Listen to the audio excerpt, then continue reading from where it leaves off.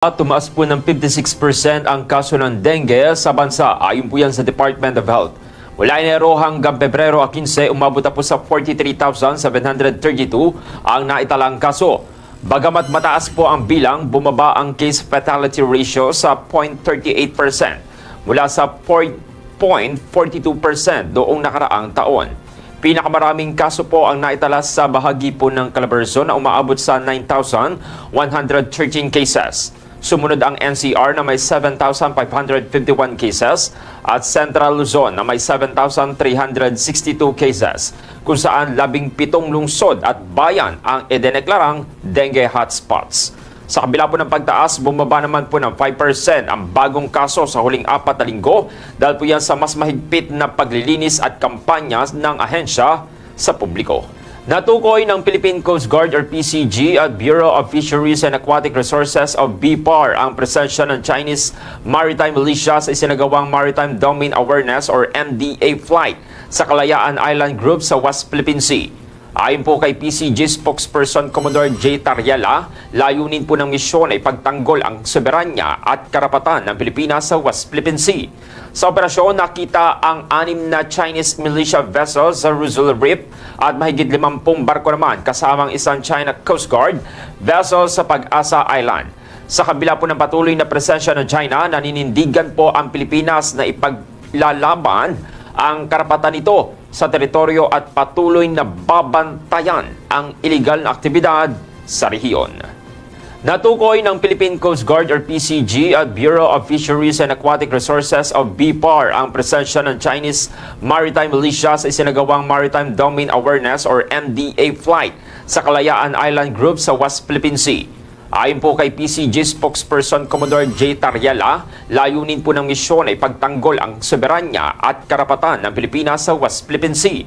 Sa operasyon, nakita ang 6 na Chinese militia vessels sa Rizal Reef at mahigit 50 barko naman kasamang isang China Coast Guard vessel sa Pag-asa Island.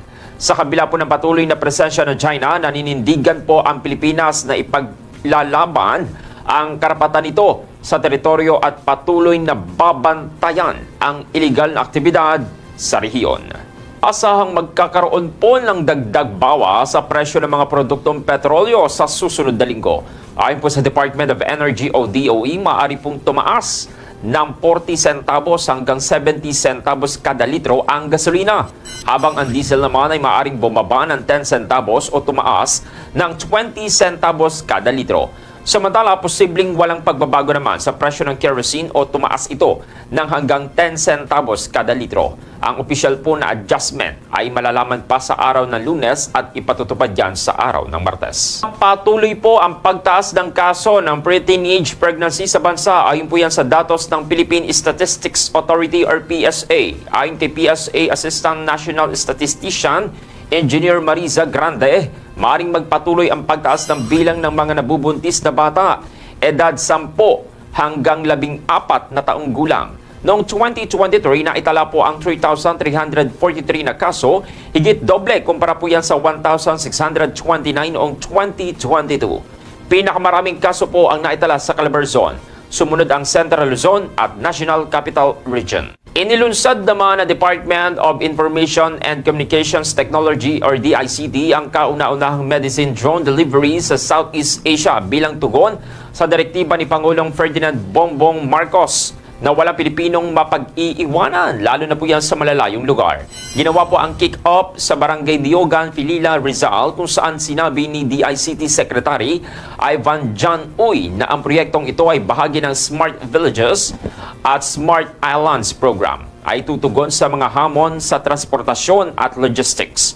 Ayon sa DICT, layunin nitong maiwasan ang pagkaantala sa pagbibigay ng gamot at serbisyong medikal sa mga geographically isolated and disadvantaged areas or GIDAs, at palawakin pa ang digital healthcare sa bansa. Patuloy po na makakaapekto ang Northeast Monsoon o yung amihan sa malaking bahagi po ng Luzon, partikular na po yan sa parte ng Cagayan Valley, Cordillera at Aurora na nagdudulot po yan ng mga mahinang mga pag-ulan sa mga naturang lugar. Ayon po yan sa weather forecast ng Pag-asa ngayong Sabado. Samantala, ang shoreline po ang siyang dahilan po ng patuloy na mga pag-ulan sa bahagi po ng Southern Luzon, Mimaropa, Bicol Region, Quezon at ilang bahagi po ng Batangas at Laguna.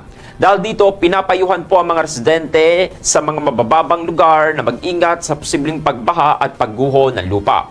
Sa kabila po ng presensya ng cloud clusters o yung kumpol na kaulapan sa parte po ng Palawan at Mindanao, mababa naman po ang posibilidad na ito ay maging isang low pressure area o LPA o bagyo.